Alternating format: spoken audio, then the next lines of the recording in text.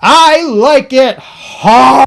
In my recent video on Star Wars Jedi Survivor, I mentioned that I always play games on the hardest available difficulty. On top of this, I've lately been playing through Dark Souls for the first time, for the purpose of my next latent regard, and am finding it the punishing experience that everyone always said it was, which I thought I was rather prepared for after playing through Jedi Survivor on the hardest difficulty, what with it being a Souls-like and whatnot, but it turns out that having the Force really is easy mode. It did get me wondering, though, about my own history with hard video games. How did I get started on it? I can think of a time when I was a child that I played games on normal mode, at least like a normal person, thinking about things like Mario and Zelda. Hard modes weren't really around back then. And on this thinking, I came up with my own genesis with the art of the hard mode. And that genesis is way back on the NES, with a video game called Kirby's Adventure. See, Kirby's Adventure was a rather standard platformer, where you play as the tiny pink suckball, running around and doing what pink suckball do, heckin' big suck. After you beat the game, I love Kirby. Generally, I love Kirby games. The first Kirby game I ever remember playing was Dreamland on the Game Boy, and it was something I spent a ton of time in. But I don't know that I ever beat it, because if it contains a hard mode like Kirby's Adventure does, I didn't discover it at the time. Kirby's Adventure had a rather unique take on a hard mode. The game was exactly the same as the base game, except once you beat it, they institute a hard mode that gives you permadeath. I did end up playing it, and I found it a rather interesting experience. You see, the game was unchanged, but just the simple fact that it was permadeath. You die, you go back to the beginning of the game, completely changed my approach. I was cautious, I was careful, and when I finally rolled credits, it was a feeling of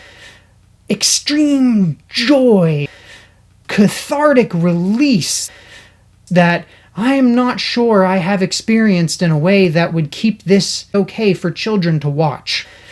Something changed in me something has changed within me. So since then, I've been on the lookout for hard modes. I've been basically playing every single game I could possibly play in hard mode, and I found myself disappointed. As I chased the high of Kirby's Adventure, games with hard mode seem to be more in the vein of they increase the damage that bad guys do to you, they decrease the damage that you do to bad guys, they lower your health, there's less health packs floating around this, and I still did it every time, but I definitely found it the less compelling experience, and I was never really able to capture that high again. Certain other video games definitely came close. Dead Space 2 was the next one that really captured my imagination in a big way. You see, Dead Space 2 was the same as the game's hard mode, except they only allowed you to save throughout the game 3 times. You could die as many times as you wanted, but if you died, you could potentially lose hours of the game, and I beat my head against that for months while I tried to figure out how to get through it, where the best places to spam my saves were, and ultimately come up with the tactics and, dare I say, the skill to make it through to the end. And upon beating it, you're rewarded with a litany of post-game items that really do make further travels through the games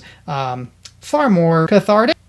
And it was the first time, I think, since Kirby's Adventure that I really felt that sense of excitement and accomplishment over beating a game on hard mode again. The Dead Space remake ended up doing something similar, where you could save as many times as you wanted, but you couldn't actually die. You had to make it through the game on hard mode difficulty, beating all of the necromorphs wanting to rip you limb from limb, ripping them from limb from before they could rip you limb from limb. There were a lot of limbs being ripped.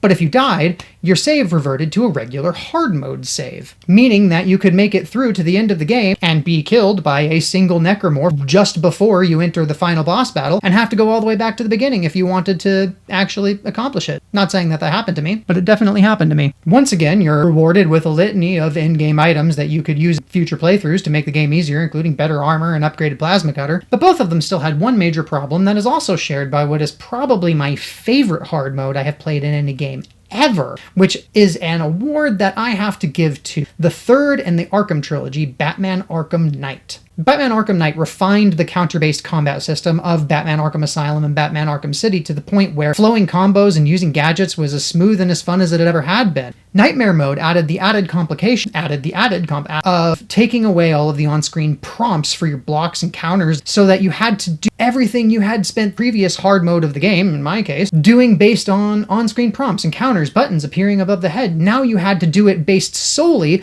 on watching the moves of your bad guys, reading their attacks and countering properly, and it was a completely different game. It was actually the first difficulty in the game that I 100%ed because I am a giant psychopath. And now I'm playing Dark Souls, and Dark Souls I don't think is going to have a hard mode from the beginning to the end of it. The same tactic works for everything. You simply dodge roll,